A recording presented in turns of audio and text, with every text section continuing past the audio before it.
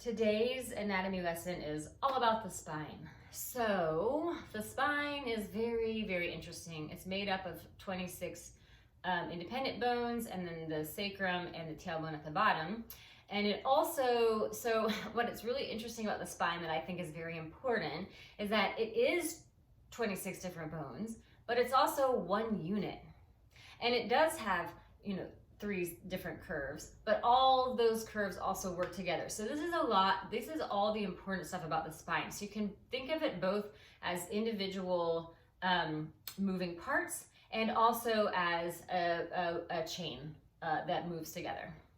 So kind of diving it. So I probably won't give you all of the different anatomical names of everything. If you want more info, always feel free to reach out, but I want to talk to you about what I think is the most important thing to know about the spine. And I like to talk about anatomy in terms of movement and how you can relate to it into your body. So that's how I'll cover it. If you want more information, I love talking about anatomy. I can talk to you all day about it. Send me an email or message me.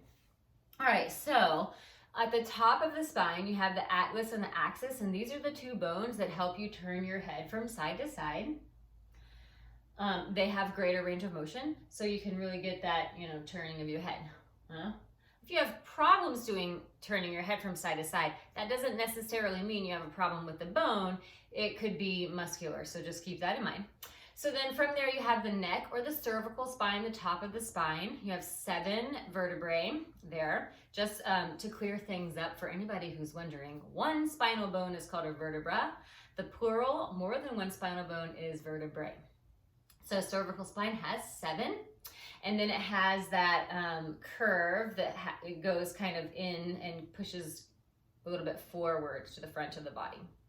Then you have the thoracic spine, or the upper back, and that has 12 vertebrae starting about here and going all the way down. Its curve goes in the opposite direction of the neck, because it balances it out, right? Then you have 5 lumbar vertebrae, going back to the same direction, curving back in the same direction as the cervical spine. The vertebrae sort of grow in size on the way down. Those lumbar vertebrae are a little bit thicker and bigger. They're providing support for bigger body parts, that's why. And then you have the sacrum, which is fused vertebrae at the bottom of L5, which is your last lumbar vertebra. And then the coccyx, or the tailbone, which is like this little pointy bone that comes forward off of the sacrum. So the sacrum being, and I talked about this a little bit in the last video, the back of the pelvis. And it's sort of, you can see the curve of my hand. This is kind of matches the curve of the sacrum. I'm actually pretty much matching the curve of my sacrum. I guess that's what size my sacrum is. But everybody's slightly different. So one important piece of the puzzle here are the curves. So people used to believe, before the MRI machine, x-rays and stuff like that, and we could get imaging of the spine, people used to believe that the spine should be straight. So a lot of exercise that came before the 1960s has people really trying to find that straight, stiff spine. But then once we got into the imaging and people really looked at what the spine's natural shape is, we realized that the curves of the spine actually make it stronger. So this is a huge deal for me. Movement, motion makes strength. So that applies not only here, but to every other part of your body. So keep that in mind always and forever. Never forget that. So the curves of the spine make the spine stronger and make it more stable, okay? So again, I think about the neck and the upper back and the low back, but I also add the head and the tailbone into that because it really helps you kind of solidify the curves, yeah? So if I'm creating my neutral spine, seated or lying down, I want to feel the roundness of my skull, the back of my head, and then it slopes in at my neck. Then my upper back and back of my rib cage take the opposite curve, going back behind me. Lumbar goes in. The sacrum sort of goes out, very small. And then the tailbone can gently start to reach forward because the shape of the tailbone actually kind of does swing a little bit forward. Yeah. So that's the whole spine. So let's talk a little bit about about the anatomy of each spine bone. So you basically have two parts. You have the body, which is the thicker part in the front, and then you have the vertebral arch, which is made up of a couple of different pieces of bone, and they sort of go out to the sides and then to the back. So they sort of like butterfly together and then create this space. So they create a hole just behind the body of each vertebra called the vertebral canal. And that's where the spinal cord travels through. So then the vertebral arch, which is sort of like the interestingly triangular shaped piece of each vertebra, becomes, I don't want to say cage. Cage is not the right word, but it's a protective, almost like shield for this spinal cord.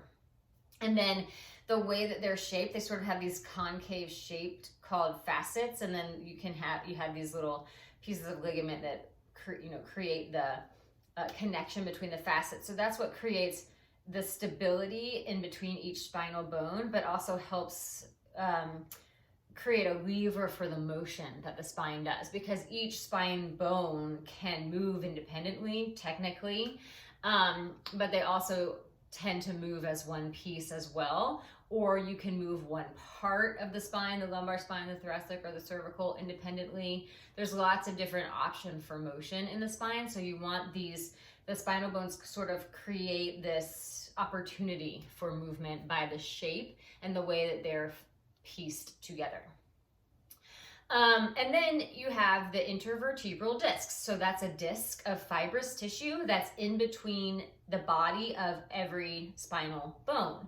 And in the center of that disc, you have it's called a nucleus pulposus. It's a gelatinous material, right? So the disc, and I know you've heard this because everybody's heard the word slip disc, herniated disc, right? You've heard of this, right? So a slipped or herniated bulging disc, all that really means is that the disc somehow got compressed and is sort of pushing, squeezing out of in between the bones that it's between. So if you imagine making like a peanut butter and jelly sandwich and you put way too much jelly on it, and then you close that sandwich down and the jelly goes out to the sides, that's basically what a herniated disc is. Now, that's a whole other thing, and I'm not going to talk about herniations today because I'm going to do a whole video about herniations later, because there's many different variations, there's different severity of disc herniation, so we don't ever want to just classify it as this one thing, but that's the general idea, okay? So the disc is basically there to help create movement in the spine and also to absorb shock from motion. So running, jumping, weight training, all the stuff that you do, the disc absorbs that shock. So you want to keep the disc healthy, and the way to keep the disc healthy is to keep the spine healthy. And to keep the spine healthy, you want stability and you want movement. So how do I create that? I want my natural spinal curves to be present first. I want to stabilize the neutral spine. And then I want to find every different motion, every type of movement that my spine can do. And I want to create as much healthy movement as I can. Now, when you get older, or if you've had an injury and you have, a condition of the spine, or you have, broke your spine, or fusion, or scoliosis, or, something like that, you might have to limit the type of movement that you do. That's why it's always a good idea to find a knowledgeable instructor to help you figure out how to move what's right for your body, just so you know. But most degenerative spinal conditions that happen as we age can really be boiled down to a lack of awareness of how to be in neutral spine, how to support that neutral. And then as we age, the spine gets compressed, and that compression sort of creates or enhances those problems that we have. Now, there's things that I think, are unavoidable that happen, but anything can feel better with the right type of movement and the right type of knowledge. So keep that in mind. And then if you're experiencing any back pain, or if you know that you have a spinal condition, reach out. Let me help you find the movement that's right for you.